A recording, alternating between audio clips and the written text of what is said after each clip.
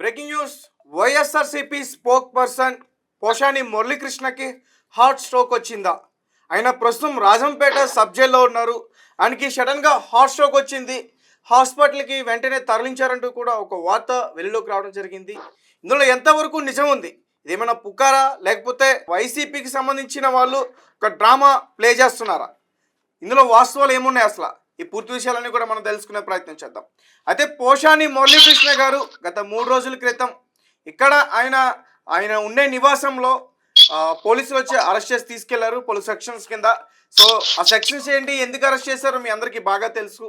అంటే గతంలో వైఎస్ఆర్సీపీ పార్టీ అధికారంలో ఉన్నప్పుడు ఆయన కొన్ని ప్రతిపక్ష పార్టీలపైన, అలాగే వ్యక్తిగతంగా కొంతమంది రాజకీయ నాయకులపైన ఆయన చాలా పదాజాలంతో దూషించారు.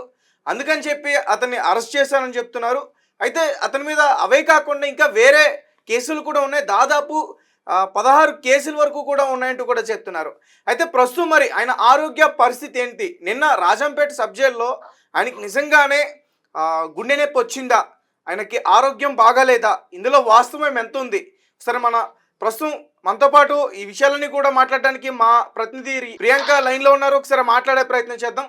ప్రియాంక, చెప్పండి, నిజంగానే పోషాని మురళీకృష్ణ గారికి సీరియస్గా ఉందా? అతను ప్రస్తుతం ఆరోగ్య పరిస్థితి ఏంటి? అతను చికిత్స తీసుకుంటున్నాడు ప్రభుత్వ ఆసుపత్రిలో అని చెప్తున్నారు. ఏమైంది అసలు? రైట్. తేజ, పూర్తి వివరాలు తెలియజేసే ప్రయత్నం చేస్తాను. అయితే కృష్ణమురళిని అన్నమయ్య జిల్లా రైల్వే కోడూరు మెజిస్ట్రేట్ దగ్గర 14 రోజులు రిమాండ్ కి అయితే విధించిన విషయం అందరికీ తెలిసిందే. ఇందుకు గాను ఆయనని అరెస్ట్ చేస్తున్నప్పుడే ఆయన కానీ ఆయన భార్య కానీ కొన్ని వీడియోస్ లో మనం చూసాం, ఆయన ఒంట్లో బాగాలేదని తిని మాత్రలు వేసుకొని బయలుదేరుతారు అని చెప్పేసి కూడా ఆడ రిక్వెస్ట్ చేయడం మనం చూస్తూనే ఉన్నాం ఆ వీడియోస్ లో. అదే విధంగా జైల్ కి వెళ్ళిన తర్వాత కూడా పదే పదే పోసాని ఒంట్లో లేదని, నేను వెళ్ళిపోతానని, నేను రాజకీయ సన్యాసం తీసుకున్నాను, నేను ఇక మీదటి ఇలాంటి మాటలు ఏవి మాట్లాడను అని బతిమలాడిన సందర్భాలు కూడా ఉన్నాయి అని చెప్పేసి యా. సో అయితే ఇప్పుడు ఇదేంటంటే గనక ఇదంతా కూడా ఆయన గత కొన్ని రోజులుగా ఆయన చేసిన పనులకే ఇదంతా ఆయన అనుభవిస్తున్నారని చెప్పుకోవచ్చు. నంది అవార్డు అంటే చాలా ప్రెస్టీజియస్ అవార్డు.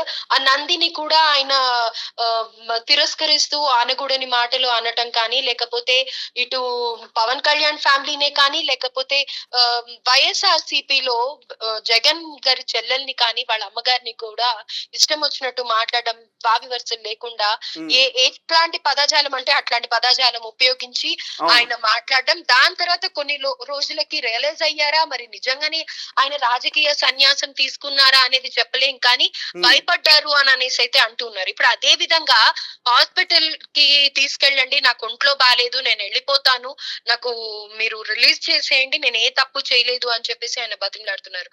అయితే హార్ట్ స్ట్రోక్ అని అన్నారు, కానీ హార్ట్ స్ట్రోక్ అయితే ఏం రాలేదు. హార్ట్ కి సంబంధించి ఆయన కొంచెం టెన్షన్ పడుతూ ఉన్నారు కాబట్టి బీపీ ఫ్లక్చుయేషన్స్ ఉండడం కానీ, లేకపోతే కనుక ఆయన నేను పదే పదే తప్పు చేయలేదు, నాకు అనారోగ్యంగా ఉంది అని మెంటల్ గా కూడా ఆయన ఫిక్స్ అయిపోయారు. ఇదంతా దేనికంటే ఆయన బయటికి రావడం గురించి అని చెప్పేసి. సో ప్రస్తుతం అయితే ఆయన ఆరోగ్యం నిలకడగానే ఉంది అని చెప్పుకోవచ్చు. ఛాతిలో నొప్పి వస్తుంది, అందుకనే హుటాహుటిన ఆసుపత్రికి తరలించారు చికిత్స అందించడానికి అంటూ కూడా ఒక మీడియాలో ఒక వార్త అయితే వచ్చింది. అయితే ఇది వాస్తవం కాదనుకోవచ్చా ప్రియాంక? ఛాతిలో నొప్పి అని అంటే గనక ఆయనకు ముందు నుంచి కూడా కొంచెం హెల్త్ ఇష్యూస్ ఉన్నాయి, కానీ అది ఎగ్జాక్ట్లీ ఏంటి అనేది ఇప్పటి వరకు మనకి తెలియదు తేజ. ఛాతిలో నొప్పితో హాస్పిటల్ కి తీసుకెళ్తున్నారు, అంబులెన్స్ వచ్చింది జైల్ కి అని అనేసి అయితే తెలుస్తున్న వార్తలు, కానీ తీవ్రమైన అనారోగ్యం అయితే ఏది లేదు. ప్రస్తుతం నిలకడగానే ఉన్నారు Teja. Okay, right Priyanka, thank you. Right. So మొత్తానికి పోషాని మురళీకృష్ణకి 14 రోజులు రిమాండ్ అయితే విధించారు. అయితే మార్చి 13వ తేదీ వరకు కూడా ఆయన జైల్లో ఉండాల్సిన అవసరం అయితే ఉంది. అయితే ఇప్పటి వరకు ఆయన పైన పెట్టిన సెక్షన్స్ ప్రకారం, అంటే ఒక సెక్షన్లో ఆయనకు బెయిల్ వచ్చే అవకాశం ఉన్నా కానీ మరొక సెక్షన్ కింద బెయిల్ రాకుండా వెంటనే మళ్ళీ కేసు నమోదు చేసేలా ప్లాన్ చేశారంటూ కూడా పోషాని వైపున్న పొన్నవాళ్ళు సుధాకర్ రెడ్డి, ఇతని గురించి ప్రత్యేకంగా చెప్పక్కర్లేదు. ఇతను వైఎస్ఆర్సీపీ పార్టీకి సంబంధించిన వ్యక్తి, అడ్వకేట్ ఇతను. సో ఆ పార్టీలో ఎవరికి ఎటువంటి కేసులు వచ్చినా ఇతను ముందుండి నడిపిస్తాడు. ఆ కేసుల విషయాలన్నీ కూడా ఇతను వాదిస్తాడు వాళ్ళ వైపు నుండి. సో అతను చెప్తున్నాడు, దాదాపుగా అంటే ఒక రెడ్ బుక్ రాజ్యాంగాన్ని సృష్టించి ఈ కూటమి ప్రభుత్వం, ఈ టీడీపీ పార్టీ మొత్తానికి లోకేష్ గారు ఆ రెడ్ బుక్ రాజ్యాంగం తీసుకొచ్చి ఇలాంటి వ్యక్తులపైన డైరెక్ట్గా పార్టీకి సంబంధించిన వాళ్ళని ఎదుర్కోలేక ఇలాంటి వ్యక్తులపైన ఇలాంటి దాడులు చేస్తున్నారు. ఇప్పటి వరకు ఆయన రాష్ట్ర వ్యాప్తంగా, ఈ ఆంధ్రప్రదేశ్ రాష్ట్ర వ్యాప్తంగా మొత్తానికి 16 కేసులు పెట్టారు ఆయన మీద. ఒక కేసు పెట్టి అందులో బయటకు వచ్చే ఛాన్స్ ఉంటే వెంటనే బెయిల్ దొరికిన వెంటనే మరొక కేసు పెట్టేలాగా ఆయన ఇరికించారంటూ కూడా చెప్తున్నారు.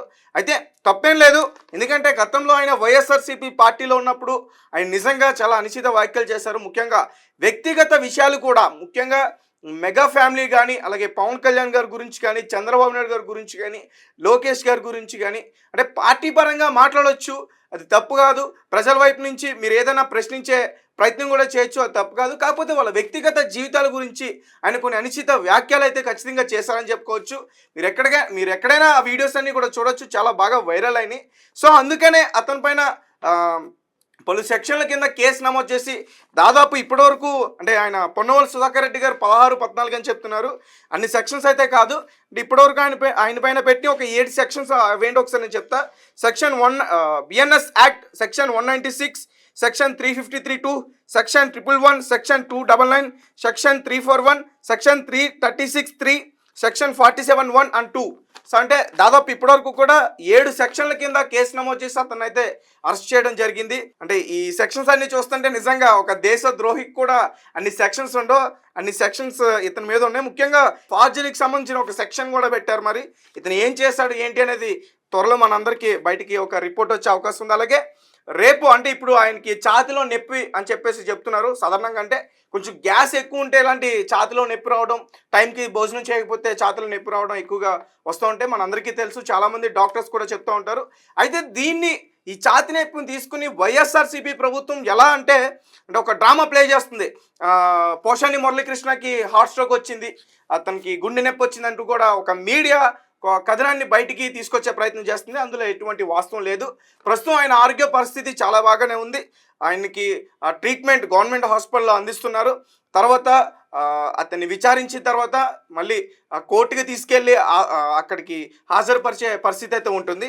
సో పోషాని మురళీకృష్ణ గారి పరిస్థితి అయితే నిలకడగానే ఉంది. ఆయన ఆరోగ్య పరిస్థితి, ఆయనకి ఎటువంటి ఇబ్బంది అయితే లేదు. సో అంటే రేపు సోమవారం కూడా అతన్ని విచారణకి పిలిచే అవకాశం కూడా ఉంటుంది. ఆ రోజు కూడా అతనికి ఈ కేసులకు సంబంధించిన డీటెయిల్స్ అన్ని కూడా